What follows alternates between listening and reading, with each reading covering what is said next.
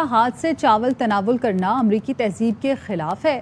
زہران ممدانی کے ہاتھ سے چاول کھانے پر تنقید اور جوابی تنقید شروع ہو گئی۔ کسی نے ہاتھ سے چاول کھانے کو غیر مہذب کہا تو کسی نے اس تنقید کو نسل پرستی قرار دیا۔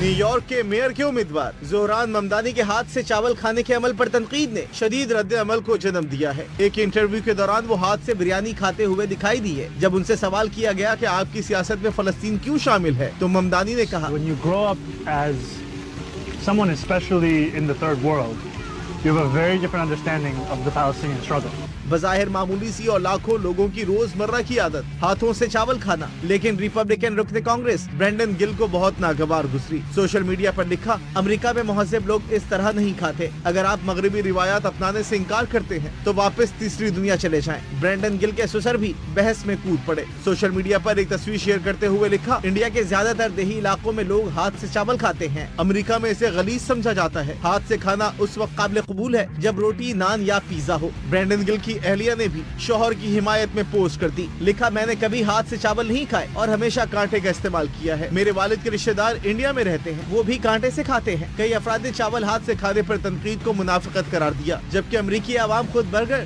فرینچ فرائز اور پیزا ہاتھ سے کھاتے ہیں۔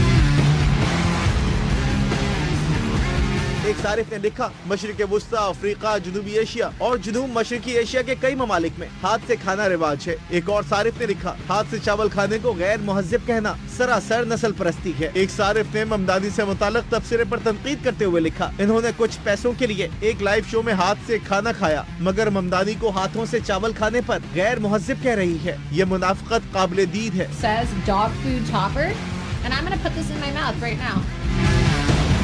اربوں لوگ روزانہ ہاتھ سے کھاتے ہیں۔ یہ غیر مہذب نسل پرستی کے سوا کچھ نہیں۔